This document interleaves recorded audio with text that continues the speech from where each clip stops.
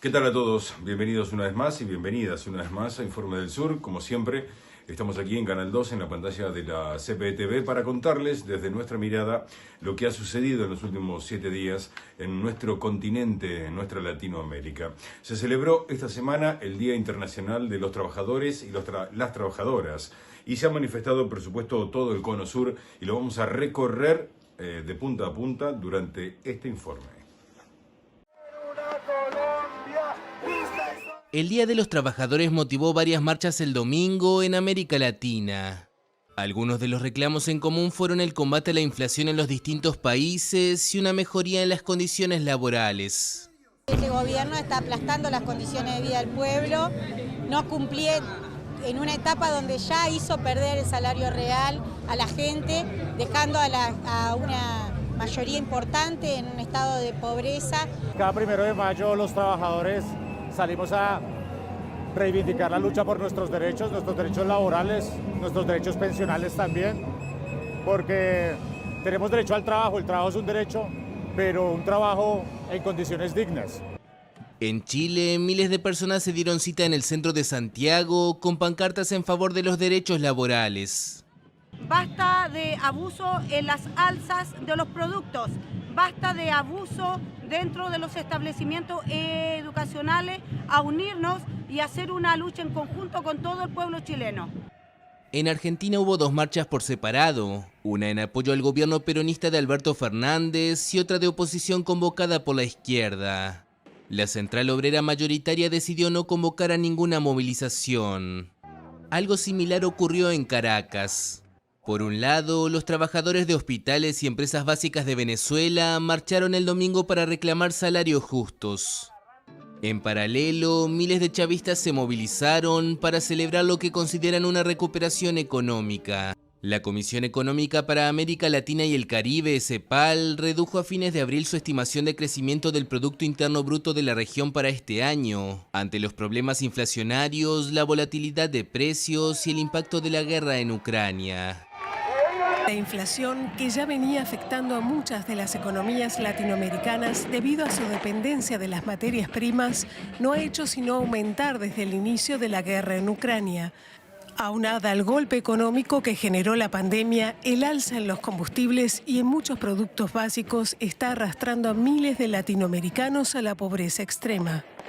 Y siguiendo con la recorrida por el Día Internacional del Trabajador y Trabajadora, por supuesto, nos vamos a Panamá, donde una gran manifestación estuvo en las calles pidiendo por salario digno y mejoras laborales. Miles de trabajadores exigieron que se respete el derecho al trabajo y mejores salarios en Panamá este 1 de mayo durante una marcha liderada por los sindicatos que denunciaron la falsa democracia que se vive en este país y exhortaron al pueblo a organizarse y luchar.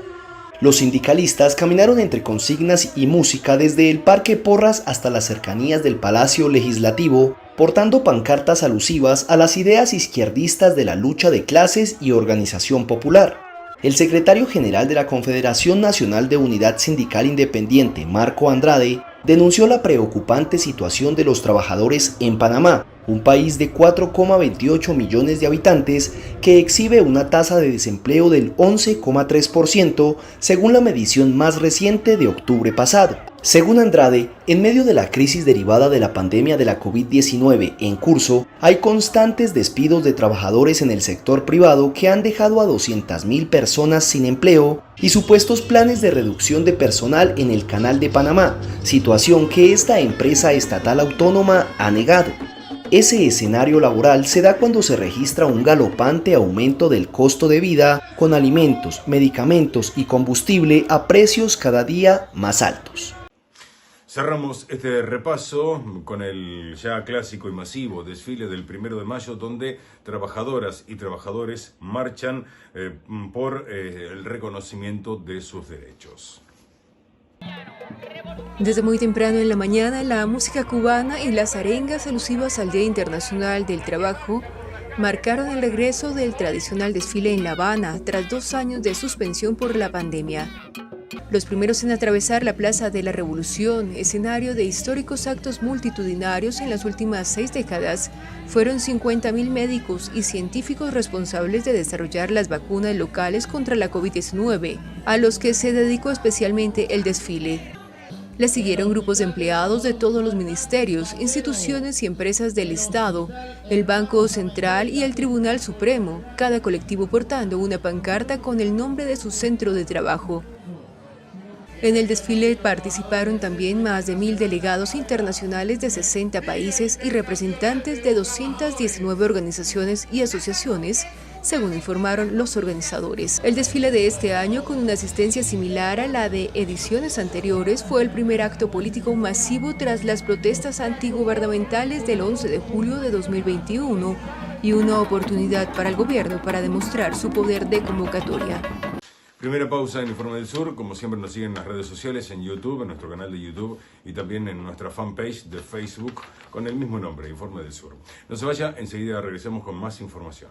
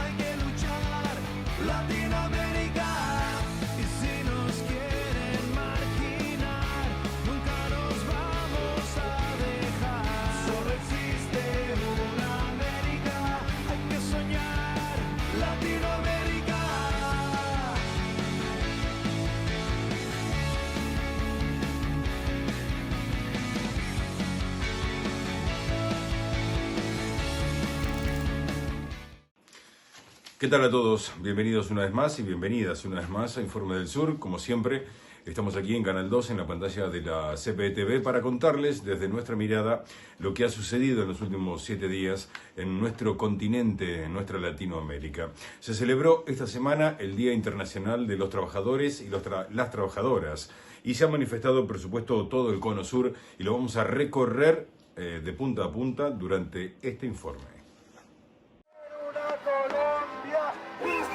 El Día de los Trabajadores motivó varias marchas el domingo en América Latina. Algunos de los reclamos en común fueron el combate a la inflación en los distintos países y una mejoría en las condiciones laborales. Este gobierno está aplastando las condiciones de vida del pueblo, no cumple en una etapa donde ya hizo perder el salario real a la gente, dejando a una mayoría importante en un estado de pobreza. Cada 1 de mayo los trabajadores salimos a reivindicar la lucha por nuestros derechos laborales, nuestros derechos pensionales también, porque tenemos derecho al trabajo. El trabajo es un derecho, pero un trabajo en condiciones dignas. En Chile, miles de personas se dieron cita en el centro de Santiago con pancartas en favor de los derechos laborales. Basta de abuso en las alzas de los productos, basta de abuso dentro de los establecimientos educacionales, a unirnos y hacer una lucha en conjunto con todo el pueblo chileno.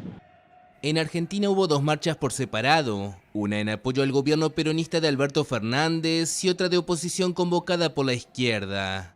La central obrera mayoritaria decidió no convocar a ninguna movilización. Algo similar ocurrió en Caracas. Por un lado, los trabajadores de hospitales y empresas básicas de Venezuela marcharon el domingo para reclamar salarios justos. En paralelo, miles de chavistas se movilizaron para celebrar lo que consideran una recuperación económica. La Comisión Económica para América Latina y el Caribe, CEPAL, redujo a fines de abril su estimación de crecimiento del Producto Interno Bruto de la región para este año, ante los problemas inflacionarios, la volatilidad de precios y el impacto de la guerra en Ucrania. La inflación, que ya venía afectando a muchas de las economías latinoamericanas debido a su dependencia de las materias primas, no ha hecho sino aumentar desde el inicio de la guerra en Ucrania. Aunada al golpe económico que generó la pandemia, el alza en los combustibles y en muchos productos básicos está arrastrando a miles de latinoamericanos a la pobreza extrema. Y siguiendo con la recorrida por el Día Internacional del Trabajador y Trabajadora, por supuesto, nos vamos a Panamá, donde una gran manifestación estuvo en las calles pidiendo por salario digno y mejoras laborales. Miles de trabajadores exigieron que se respete el derecho al trabajo y mejores salarios en Panamá este 1 de mayo durante una marcha liderada por los sindicatos que denunciaron la falsa democracia que se vive en este país y exhortaron al pueblo a organizarse y luchar. Los sindicalistas caminaron entre consignas y música desde el Parque Porras hasta las cercanías del Palacio Legislativo, portando pancartas alusivas a las ideas izquierdistas de la lucha de clases y organización popular. El secretario general de la Confederación Nacional de Unidad Sindical Independiente, Marco Andrade, denunció la preocupante situación de los trabajadores en Panamá, un país de 4,28 millones de habitantes que exhibe una tasa de desempleo del 11,3% según la medición más reciente de octubre pasado. Según Andrade, en medio de la crisis derivada de la pandemia de la COVID-19 en curso, hay constantes despidos de trabajadores en el sector privado que han dejado a 200.000 personas sin empleo y supuestos planes de reducción de personal en el Canal de Panamá, situación que esta empresa estatal autónoma ha negado. Ese escenario laboral se da cuando se registra un galopante aumento del costo de vida con alimentos, medicamentos y combustible a precios cada día más altos. Cerramos este repaso con el ya clásico y masivo desfile del 1 de mayo, donde trabajadoras y trabajadores marchan por el reconocimiento de sus derechos. Desde muy temprano en la mañana, la música cubana y las arengas alusivas al Día Internacional del Trabajo marcaron el regreso del tradicional desfile en La Habana tras 2 años de suspensión por la pandemia. Los primeros en atravesar la Plaza de la Revolución, escenario de históricos actos multitudinarios en las últimas 6 décadas, fueron 50.000 médicos y científicos responsables de desarrollar las vacunas locales contra la COVID-19, a los que se dedicó especialmente el desfile.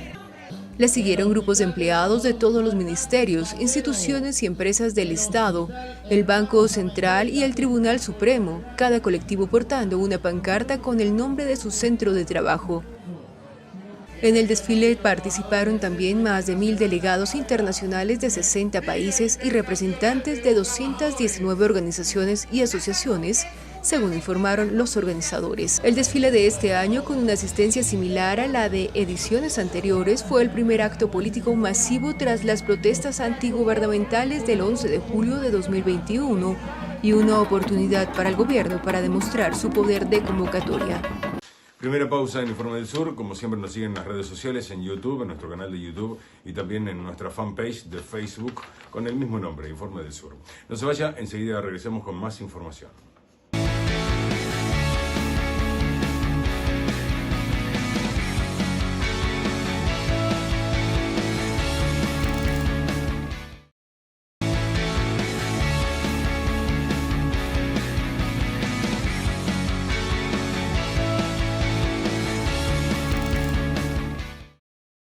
Continuamos con más Informe del Sur. Ahora nos vamos a Colombia, donde se comprobó luego de una declaración durante un juicio por asesinato de civiles por parte de las fuerzas militares que se trataba comúnmente, como se lo denomina allí, falso positivo. ¿Qué es esto?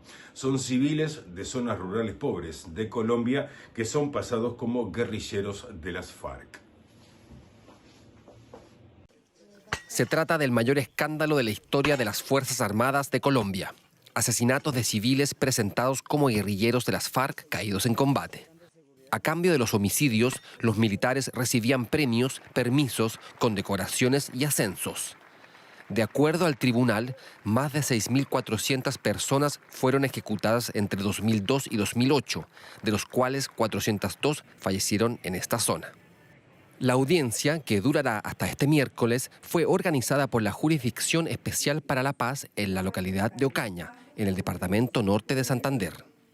Los uniformados confesaron en público su responsabilidad por la desaparición y posterior asesinato de 120 jóvenes, en su mayoría civiles pobres. Los desgarradores relatos dieron más luces sobre lo ocurrido. Hicimos un teatro para mostrar un supuesto combate por la presión que había de los altos mandos. Yo ejecuté, yo asesiné familiares de los que están acá. Le arrebaté la ilusión a sus hijos. Le desgarré el corazón a sus madres por una presión, por unos resultados, por unos falsos resultados. Durante la audiencia, los exmilitares dijeron que se trató de una práctica sistemática muy común, aunque no de operaciones en todo el ejército. Los familiares de las víctimas pudieron hablarle cara a cara a los acusados. Para ustedes valía más un premio, unas vacaciones, unas comisiones, unas condecoraciones, que el dolor de una madre, de una familia. Por más de 5 meses. Paralelamente, este martes se inició en el Congreso una moción de censura al ministro de Defensa, Diego Molano, por su responsabilidad política en una operación militar que el 28 de marzo pasado dejó 13 muertos en el departamento del Putumayo, al sur del país. Dicha operación contra presuntos disidentes de las FARC ha sido duramente cuestionada por organizaciones sociales que aseguran que la mayoría de las víctimas eran civiles inocentes. Se espera que las declaraciones de la audiencia en Ocaña permitan responsabilizar a altos cargos militares que hasta ahora no han sido hallados culpables, entre ellos al entonces comandante del ejército, general Mario Montoya, que, aunque también ha declarado ante la JEP, sigue sin aceptar responsabilidad alguna sobre estos hechos. Son miles las madres de Centroamérica que exigen la aparición de sus hijos migrantes desaparecidos. La caravana de madres centroamericanas llegó este 1 de mayo a Tapachula, en la frontera entre México y Guatemala, para comenzar la búsqueda de información. Las vamos a escuchar ahora. En el contexto del inicio de la caravana de madres centroamericanas que buscan a sus hijos migrantes desaparecidos en México, académicos mexicanos convocaron a las madres para que dieran testimonio de sus procesos de búsqueda de personas. México tiene una deuda muy grave, muy fuerte con las familias de migrantes, de los que muy poco se habla. Necesitamos ser escuchadas, que no solo se nos archiven los documentos. La caravana de madres centroamericanas llegó este 1 de mayo a Tapachula, en la frontera entre México y Guatemala, para comenzar la búsqueda de información. Esperan además afinar los expedientes de los desaparecidos para poder beneficiarse del nuevo Centro Nacional de Identificación Humana, cuya creación fue aprobada la semana pasada por el Senado, y así obtener mejores resultados en la caravana 2023. Es importante porque antes, para encontrar a un migrante, teníamos que denunciar su desaparición en Chiapas, en Tabasco, en Veracruz, en Sonora, en Tamaulipas, y cada estado era como un mundo aparte.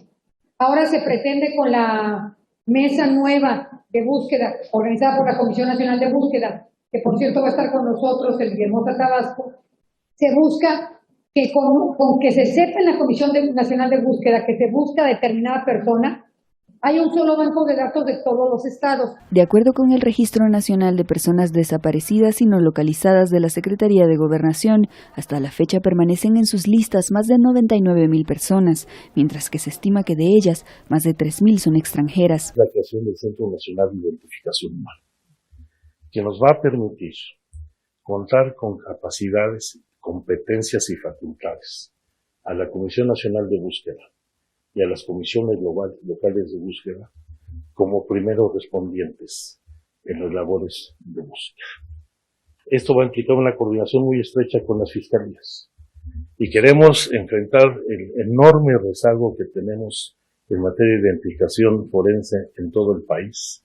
52,000 cuerpos se estima que tenemos en las fosas comunes. Dejamos esto, nos metemos en las elecciones presidenciales que se vienen en Brasil y Lula sigue sumando apoyo internacional. Esta semana fue entrevistado por la revista Times y en la entrevista acusó precisamente a Jair Bolsonaro de propagar el odio y el fascismo en ese país. Lo escuchamos. El actual presidente de Brasil, el ultraderechista Jair Bolsonaro, ha despertado el odio y propaga el fascismo y el nazismo en el país. Así lo denuncia el exmandatario de esta nación, Luis Ignacio Lula da Silva. Cuando estaba en la presidencia, creamos una ley para que la historia africana se contara en las escuelas brasileñas, para que pudiéramos aprender sobre la historia africana para no ver a los africanos como ciudadanos inferiores. Así que tenemos que empezar esta educación en casa, en la escuela. Pero Bolsonaro despertó el odio, despertó los prejuicios. Hay otros presidentes también en Europa, por ejemplo en Hungría, que hacen lo mismo. Aparecen muy fascista y muy nazista en el mundo. En una entrevista con el diario Time, Lula da Silva también cuestionó las políticas económicas, educativas y laborales de Bolsonaro. Precisó que tiene una causa para recuperar la democracia y los valores destruidos por Bolsonaro. En realidad nunca me di por vencido en la política. La política está en cada célula mía. La política está en mi sangre, está en mi cabeza. Porque el problema no es solo la política, el problema es la causa que te lleva a la política. Yo tengo una causa para beneficiar a los pobres, para mejorar la calidad de las universidades, mejorar la calidad de los salarios y mejorar la calidad del empleo. Desgraciadamente todo esto ha sido destruido y desmantelado durante estos años. Asimismo, prometió que, de llegar a la presidencia de la nación sudamericana, luchará contra la pobreza, la corrupción y la desigualdad reinantes en Brasil. Tengo claro que puedo resolver los problemas de Brasil. Estoy seguro de que estos problemas se resolverán cuando los pobres participen en la economía, cuando los pobres participen en el presupuesto, cuando los pobres trabajen, cuando los pobres coman. Esto solo es posible si tienes un gobierno comprometido con los más pobres. Lula y Bolsonaro se enfrentarán en las venideras elecciones presidenciales del 2 de octubre y por el momento en todos los sondeos Lula supera la intención de voto. Y hasta aquí lo importante de la semana, según nuestra propia mirada, por supuesto, como lo resumimos, siempre a través de Canal 2 en la CPTV. Esto ha sido Informe del Sur, el agradecimiento como siempre para todos ustedes. Nos encontramos aquí la próxima semana. Muchas gracias.